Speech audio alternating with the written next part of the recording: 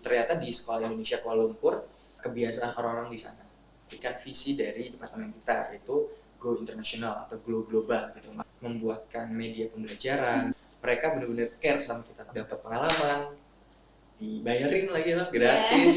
Yeah.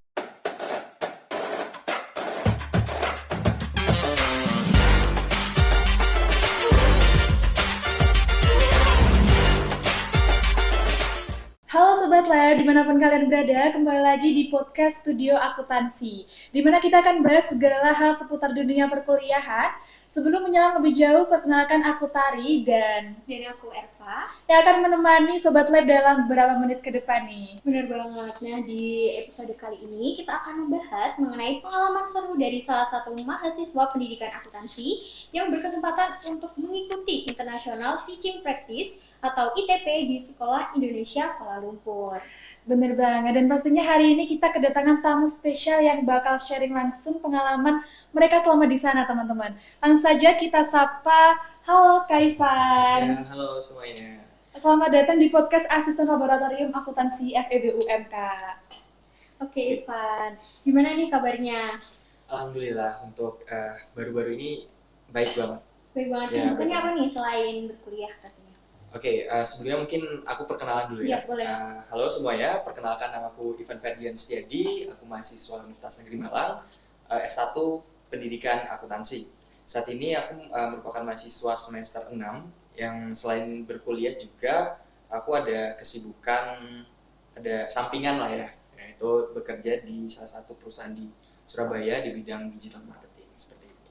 Dan kemudian juga kebetulan di semester 6 ini sedang menempuh asistensi mengajar. Asistensi mengajar, di mana kalau boleh tahu? Di SMK Muhammadiyah 3 Singosari. Oh, di Singosari. Betul. Oke, berarti tadi ada kerjaan sampingan, Iya, terus juga betul. ada asistensi mengajar juga ya. Iya. Kemarin juga ikut ITP di semester Berarti semester 5. Semester Iya, 5. semester kemarin. Betul. Boleh dijelasin nih Kak Ivan, apa sih sebenarnya ITP itu sendiri, terus juga tujuannya program tersebut itu apa? Oke, baik. Mungkin dari awal, dari apa itu ITP ya? Boleh. Oke. Jadi ITP sendiri merupakan kepanjangan dari International Teaching Practices, yang mana kami, mahasiswa Universitas Negeri Malang, khususnya di Prodi Pendidikan Akuntansi itu diberikan sebuah kesempatan, yang mana dari departemen ingin membantu mewujudkan visi dari departemen kita, yaitu Go International atau Go Global gitu. Maka dari itu kami diberi kesempatan untuk melakukan atau istilahnya magang untuk mengajar di Sekolah Indonesia Kuala Lumpur di Malaysia, seperti itu. Ya, untuk tujuannya sendiri udah dijelaskan sebenarnya, untuk membantu akreditasi departemen mewujudkan visinya gitu. Juga kemudian departemen itu pernah melakukan sosialisasi bahwa prodi kita tuh nggak cuma unggul di lokal aja gitu, di Indonesia aja, kita harus bisa go internasional, seperti itu. Maka dari itu diadakanlah program International Teaching Practices ini, seperti itu. Oke, mungkin untuk persyaratannya apa aja sih Kak yang harus dipenuhi agar bisa mengikuti program ITT kali ini? Oke, untuk persyaratan sendiri sebenarnya nggak terlalu sulit ya. Yang pertama mungkin pastinya kan karena kita magangnya di luar negeri, itu harus punya paspor pasti. Kemudian juga ada punya skill bahasa Inggris yang mumpuni. Kemudian yang terakhir yang paling penting adalah mahasiswa pendidikan. Iya, karena kita di sana mengajar. Seperti itu. Jadi kegiatan di sana tuh hanya mengajar aja atau ada kegiatan lain? Oh, tentu enggak ya. Kita nggak cuma ngajar di sekolah aja. Banyak banget sih hal-hal yang kita lakukan di sana. Kayak yang pertama kayak pastinya ngajar. Kemudian yang kedua kita membantu di luar akademik.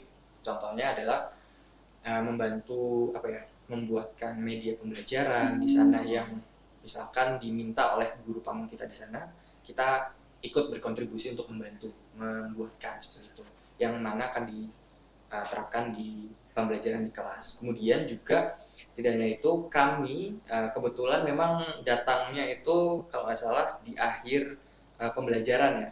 Selain mengajar juga kami mengawasi teman-teman yang sedang ujian gitu. Kemudian dan yang terakhir yang menurut kami puncaknya itu adalah ternyata di Sekolah Indonesia Kuala Lumpur setiap tahun mengadakan sebuah pentas seni, dan itu pentas seninya menurut aku pribadi yang dari aku backgroundnya SMA ya seperti itu, melihat pentas seni yang sewah itu gitu loh. Kayak ini pentas seni yang paling niat, yang excited banget. Bahkan di situ diadakan di kayak sebuah simposium gitu loh, kayak benar-benar untuk pertunjukan seperti itu. Ya dari teman-teman juga banyak sih pengalamannya, kayak ada beberapa yang membantu dari persiapan dari IT-nya aku gitu, kebetulan aku. Kemudian juga ada teman-teman yang membantu terkait dengan make up, terkait artisnya dan lain sebagainya. Kemudian juga ada properti dan sebagainya, kami ikut berkontribusi juga seperti itu. Berarti banyak sekali ya kegiatan yang dilaksanakan gitu di sana. Ini pertama kali ke luar negeri atau mungkin udah beberapa kali? Kalau aku kebetulan 2 kali.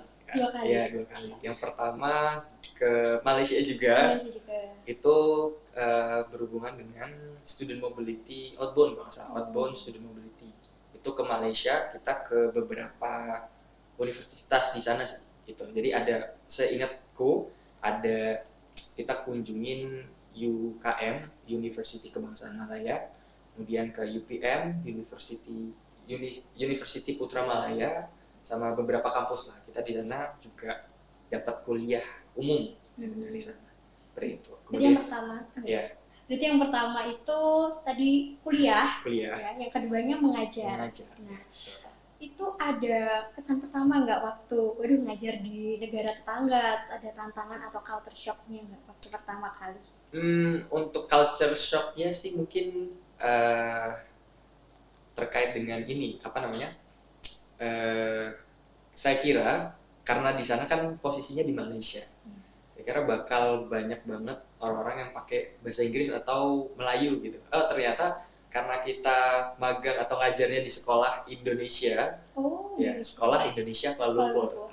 Nah di situ makanya ternyata hampir mayoritas memang pakai bahasa Indonesia, dan di sana memang diwajibkan wajib berbahasa Indonesia gitu. Walaupun tidak memungkiri bahwa ada beberapa anak-anak yang bahasa ibunya itu bahasa Inggris. Jadi selain pakai bahasa Indonesia, ada beberapa yang ngerti, ya kita harus provide pakai bahasa Inggris juga, seperti itu. Jadi kan ada sekolah Indonesia Kuala Lumpur. Nah itu dari siswanya itu harus dari Indonesia atau mungkin dari Malaysia kan? Oke, dari tujuan dibentuknya sekolah Indonesia Kuala Lumpur sebenarnya untuk anak-anak dari orang Indonesia yang ada di sana gitu. Bapak orang tuanya kerja di Malaysia, nah anaknya ini disekolahkan pengen mengenyam atau kurikulum yang sama gitu di Indonesia, maka dari itu dibuatlah SKL. Nah jadi kebanyakan memang orang-orang ekspatriat itu jadi anak-anak orang yang bekerja di sana, sudah lama di sana gitu.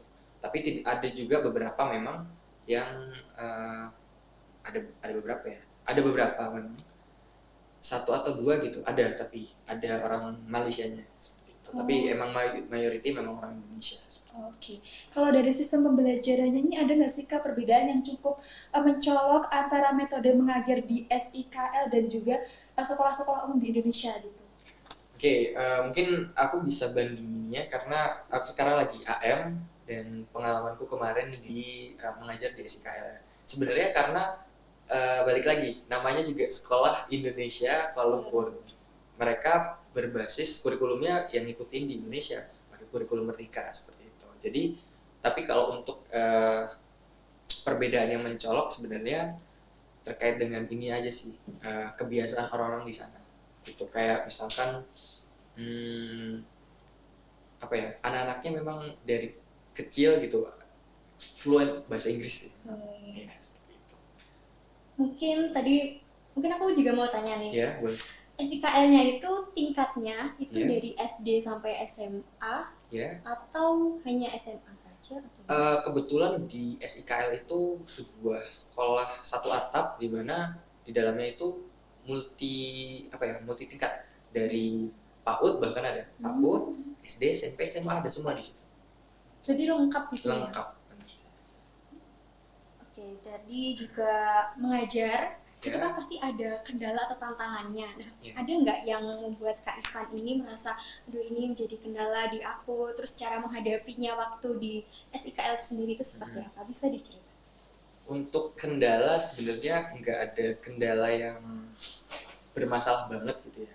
Tapi mungkin ada beberapa hal kecil yang karena kemarin memang di Sekolah Indonesia Kuala Lumpur itu kan SMA ya, SMA. Nah mungkin karena aku mengajar pelajaran yang kurang linear ya seperti itu. Ya walaupun masih ada unsur ekonominya, tapi aku mengajar di bagian SMA. Sedangkan kalau misalkan pendidikan akuntansi itu kan ditujukan untuk menjadi seorang guru di SMK seperti itu. Ya jadi mungkin bukan masalah yang berarti banget sih gitu. Jadi mungkin biasa untuk dibiasakan untuk mengajar anak-anak SMK dengan watak tertentu, tapi bertemu dengan anak-anak SMA.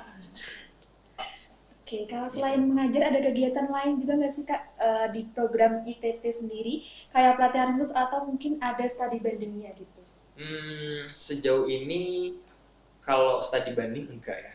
Jadi selain tadi seperti yang udah dijelaskan tadi, mengajar, membantu administrasi di sana, membantu guru, kemudian juga membantu tadi persiapan pentas seni, yang pentas seninya wah nggak main-main gitu, keren banget di sana. Kalau dibilang ada lagi, ada, kita jalan-jalan. Jalan-jalan. Iya dong. Iya, pasti. Tentunya kalau misalkan udah ke luar negeri sayang dong kalau nggak dimanfaatkan dengan baik. Kemarin selama 1 bulan full ya berarti? Ya, 1 bulan full, tepatnya 28 hari. Karena memang kita memaksimalkan izin tinggal maksimal yang diperbolehkan tanpa mempunyai visa 28 hari. Selama 1 bulan full di Ya. Malaysia ini, ada nggak momen-momen yang paling berkesan buat Kak Ivan sendiri? Itu di momen-momen terakhir sebelum kita pulang sih. Pulang. Ya, itu wah kami sangat, aku pribadi itu terharu banget sama guru-guru di sana gitu. Mereka sangat mengayomi kita gitu loh, kayak bukan memperlakukan kita kayak orang, karena mungkin cuma 1 bulan gitu, tapi kita benar-benar diperlakukan selayaknya bagian dari keluarga mereka gitu loh. Nggak yang dianggap oh ini cuma orang lewat aja 1 bulan gitu, apa sih gitu, tapi enggak, mereka benar-benar care sama kita. Bahkan di beberapa hari terakhir, nggak di beberapa hari aja sih, di tengah-tengah menuju ke akhir itu memang banyak guru-guru yang membawa kita jalan-jalan gitu loh, kayak diajak ke sini ke situ, explore Malaysia, ya, explore Kuala Lumpur. Iya. Lalu dari pengalaman mengajar di SIKL sendiri itu apa sih pelajaran yang paling berharga yang Kakak dapat gitu? Pelajaran paling berharga yang bisa aku dapat pasti keluar dari zona nyaman. Pertama, kayak kita biasa hidup di Indonesia nyaman gitu loh, apa-apa ya udah bahasa Indonesia, pun orang-orangnya ramah gitu. Ketika di sana menghadapi budaya baru, bahasa baru, kebiasaan baru gitu. Mungkin itu menjadi salah satu pengalaman yang penting banget gitu loh buat teman-teman, buat aku khususnya, kayak aku harus belajar adaptasi gitu. Aku harus bisa menyesuaikan dengan keadaan yang ada di sini gitu. Dan alhamdulillahnya bisa. Kalau pembiayaan sendiri itu murni dari kita mahasiswanya atau dari departemen atau ada? Oke, buat teman-teman, buat kita berlima itu full dibiayai oleh departemen. Betul sekali.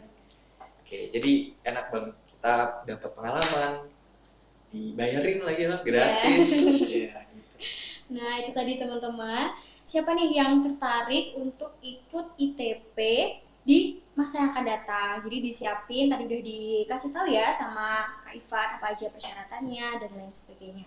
Nah sebelum ke penutup nih Kak, mungkin ada tips and trick untuk teman-teman agar mengikuti ITP agar juga bisa lolos di ITP. Oke, mungkin yang pertama ya teman-teman, tips dari aku, buat aja paspor teman-teman.